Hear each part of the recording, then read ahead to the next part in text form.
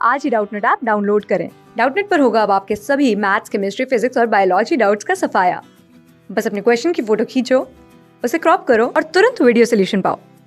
Download now. Hello बच्चों, तो इस प्रश्न में हमें क्या पूछा गया है कि उस दर्पण का नाम बताइए जो वस्तु का सीधा और विवर्धित मतलब बड़ा प्रतिबिंब दे सकता है। तो हमें क्या बताना है कि उस दर्पण का नाम बताना है जो कि वस्तु का हमारे पास में सीधा प्रतिबिंब और बड़ा प्रतिबिंब है वो बना सकता है। तो चलिए इस प्रश्न को यहाँ पे हम हल कर लेते हैं। तो सबसे पहले हम देखते हैं कि जो उत्तल हमारे पास दर्पण है उसकी बात करते हैं कि अगर हमारे पास जो दर्पण है वो कैसा है, एक उत्तल दर्पण है मान लो, ठीक है। और इस उत्तल दर्पण के सामने यहाँ पे हमने क्या कर दिया, ये मैंने एक जो वस्तु है वो इस उत्तल दर्पण के सामने से रख दी।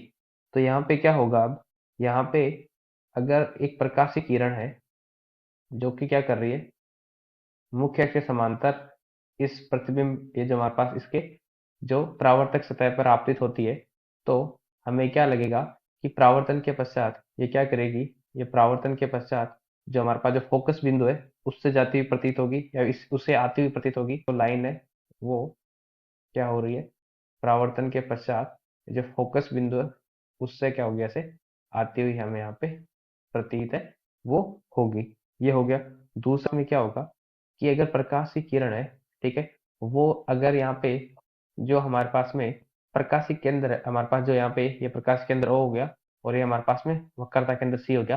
तो जो वक्रता केंद्र है उसकी दिशा में जाएगी, जो हमारे पास यहाँ पे वक्रता केंद्र है उसकी दिशा में जाएगी। अगर यहाँ पे क्या करेगी, लंबवत, ये क्या करेगी ऐसे लंबवत इसके ऊपर गिरेगी तो क्या होगा हमारे पास में, अगर ये यहाँ पे लंबवत इसके ऊपर गिरेगी, अगर मैं बनाऊं यहाँ पे, तो अगर ये ऐसे लंबवत इसके ऊपर गिर रही है, लंबवत मतलब क्या हो जाएगा, ये हमारे पास में जो इधर आके जो सी बिंदु है इससे से गुजरेगी, ठीक है। अगर ये ऐसे गिर रही है जो सी वाली दिशा में तो क्या हो जाएगी, यहाँ पे हमें पता है अभिलंबवत गिरने पे क्या होगी, वापस अपने उसी मार्ग पे वापस चली जाएगी जो हमारे पास में परावर्तित किरण। तो हम देख सकते हैं कि जो परावर्तित किरण है, दो परावर्तित किरणें जो कि एक दूसरे से क्या हो रही है, यहाँ पे अपसारित हो रही है, एक दूसरे से दूर दूर जा रही है। तो इनको जब हम पीछे की तरफ मिलाया तो ये जो बिंदु हमारे पास में आया वहां पे हमारे पास क्या बन गई, जो इमेज है वो बन गई। तो ये हमारे पास में ऑब्जेक्ट था, ये वस्तु थी, ये उसका क्या बन गया यहाँ पे प्रतिबिंब। तो प्रतिबिंब हालांकि प्रतिबिंब कैसा बना है हमारे पास में, आभासी प्रतिबिंब बना है, लेकिन कैसा बना है, छोटा बना है हमारे पास में, एवं छोटा बना है। तो अगर मैं यहाँ पे अनंत से लेके जो अगर हमारे पास में यहाँ पे ध्रुव है उसके कहीं पे बिंदु पे अगर मैं यहाँ पे वस्तु को रख देता हूँ तो प्रतिबिंब आभासी वो बनता है किसकी स्थिति में, हमारे पास में उत्तल दर्पण की स्थिति में। हमें क्या पूछा गया है कि जो प्रतिबिंब है वो सीधा और विवर्जित बनना चाहिए, ठीक है। तो हमारे पास जो उत्तल दर्पण है वो कभी भी हमारे पास में सीधा, तो इसका भी प्रतिबिंब है, अगर मैं प्रतिबिंब की बात करूँ आभासी छोटा और कैसा है, सीधा है। कैसा है प्रतिबिंब हमारा, सीधा है। सीधा तो प्रतिबिंब है लेकिन ये क्या है हमारे पास में यहाँ पे छोटा प्रतिबिंब है और हमें कैसा चाहिए था, हमें चाहिए था बड़ा प्रतिबिंब। तो यहाँ पे उत्तल दर्पण तो यहाँ पे नहीं हो सकता। अब हम बात करते हैं अवतल दर्पण की, जो हमारा दूसरा दर्पण है उसकी बात करते हैं। दूसरा दर्पण हमारे पास में कौन सा है, दूसरा दर्पण हमारे पास में है वो है अवतल दर्पण। अब अवतल दर्पण के लिए क्या है हमारे पास में, अवतल दर्पण में ये हमारे पास का ध्रुव हो गया। अब अवतल दर्पण में हमें पता है कि अगर वस्तु अनंत से लेके अगर एफ है उसके मध्य में होगी तो वास्तविक प्रतिबिंब बनेगा, और वास्तविक प्रतिबिंब कैसा होता है, उल्टा प्रतिबिंब होता है। हमें क्या चाहिए, सीधा प्रतिबिंब। सीधा प्रतिबिंब पाने के लिए हमें क्या करना है, एफ और ओ के मध्य वस्तु को रखना पड़ता है।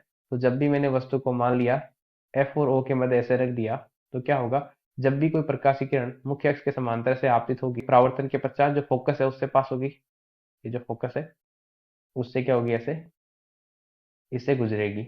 दूसरा, अगर मैंने प्रकाश की किरण को जो हमारे पास ध्रुव है उसके ऊपर आपतित किया, अगर ध्रुव पे आपतित किया तो ये क्या हो जाएगी, परावर्तन के पश्चात कुछ ऐसे चली जाएगी, क्योंकि हमारे पास जो आपतित किरण और जो परावर्तित किरण होती है वो ध्रुव के सापेक्ष में सममित रहती है। मतलब अगर यहाँ से जितना कोण बनाया उतना ही कोण ये यहाँ से बनाएगी। तो अगर मैं यहाँ पे देखूं तो ये जो दोनों हमारे पास में परावर्तित किरणें हैं वो क्या हो रही है, एक दूसरे से अपसारित हो रही है, एक दूसरे से दूर दूर जा रही है, ये कहीं पे मिलेगी नहीं। तो इनको अगर मैं पीछे की तरफ बढ़ाऊं, इन दोनों जो किरणें हैं परावर्तित किरणें, उनको अगर मैं पीछे की तरफ बढ़ाऊं तो मुझे क्या मिलेगा, मुझे यहाँ पे जो आभासी प्रतिबिंब मिल जाएगा, ठीक है। क्योंकि वास्तविकता में तो क्या हो रही है, यहाँ पे मिल रही है किसी बिंदु पर, इनको पीछे बढ़ाने पे ये क्या कर रही है, यहाँ पे मिल रही है। तो मुझे कैसा प्रतिबिंब मिलेगा, जब हमारे पास में अगर अवतल दर्पण है और हमारे पास जो वस्तु है वो फोकस बिंदु और जो ध्रुव है उसके बीच में होती है, जो प्रतिबिंब होता है हमें वो कैसा मिलता है। पहली बात तो प्रतिबिंब आभासी मिलेगा, ठीक है, क्योंकि वास्तविकता में हमारे पास जो परावर्तित कहीं पे टकरा नहीं रही है, कहीं पे वो यहाँ पे अब अभिसारी नहीं हो रही है, वो अपसारित हो रही है, तो हमारे पास प्रतिबिंब क्या होगा, आभासी बनेगा। इसके अलावा हमारे पास प्रतिबिंब क्या होगा, आवर्धित बनेगा या फिर बड़ा बनेगा। और कैसा बनेगा हमारे पास प्रतिबिंब, वो सीधा बनेगा, ठीक है। तो हमें क्या देख लिया यहाँ पे कि हमारे पास में जो उत्तल दर्पण है, ठीक है, अगर मैं बात करूँ पहले की उत्तल दर्पण की, तो उत्तल दर्पण तो कभी भी हमारे पास में जो विवर्धित प्रतिबिंब या बड़ा प्रतिबिंब दे ही नहीं सकता, ये तो हमेशा आभासी छोटा और सीधा प्रतिबिंब देगा। अगर मैं बात करूँ अवतल दर्पण की, तो अवतल दर्पण अगर वस्तु अनंत से f के मध्य है तो ये क्या देगा, वास्तविक प्रतिबिंब देगा, ठीक है। लेकिन अगर वस्तु हमारे पास जो फोकस बिंदु और ध्रुव के मध्य होगी तो प्रतिबिंब हमें कैसा मिलेगा, आभासी प्रतिबिंब मिलेगा। और वस्तु के आकार से प्रतिबिंब बड़ा होगा और प्रतिबिंब कैसा होगा, सीधा होगा। प्रश्न में हमें ध्यान देना, हमें बोला है कि प्रतिबिंब दे सकता है, दे सकता है मतलब जरूरी नहीं कि हमेशा ही देगा, ये किसके ऊपर निर्भर करेगा कि वस्तु की स्थिति क्या है। अगर वस्तु हमने क्या कर दिया, अगर एफ और ओ के मध्य वस्तु नहीं रखी तो प्रतिबिंब हमारा आभासी नहीं होगा, प्रतिबिंब वास्तविक हो जाएगा। तो हमें यही पूछा गया था प्रश्न में कि कौन सा प्रतिबिंब है, कौन सा जो दर्पण है वो हमारे पास सीधा और विवर्त, उत्तल दर्पण तो कभी नहीं दे सकता, अवतल दर्पण जरूर दे सकता है। तो हमारे पास इस प्रश्न का सही हल क्या हो जाएगा, इस प्रश्न का जो सही हल होगा हमारे पास वो हो जाएगा कि अवतल दर्पण है, ठीक है, दे सकता है। पहली बात तो हम यह देख लेते हैं कि कौन सा दर्पण दे सकता है, अवतल दर्पण। और इसमें भी क्या होनी चाहिए, जो वस्तु है, वस्तु हमारे पास में कहाँ पे रखी होनी चाहिए, एफ और ओ के मध्य रखी होनी चाहिए, ठीक है। अगर एफ और ओ के मध्य रखी होती है तो हमारे पास जो अवतल दर्पण है वो क्या होगा, आभासी, बड़ा और सीधा हमारे पास जो यहाँ पे प्रतिबिंब वो दे देगा। यही इस प्रश्न का हमारा सही हल हो जाएगा। धन्यवाद बच्चों। क्लास 6 से 12 से लेके नीट, IIT, जेई मेंस और एडवांस के लेवल तक 10 मिलियन से ज़्यादा स्टूडेंट्स का भरोसा।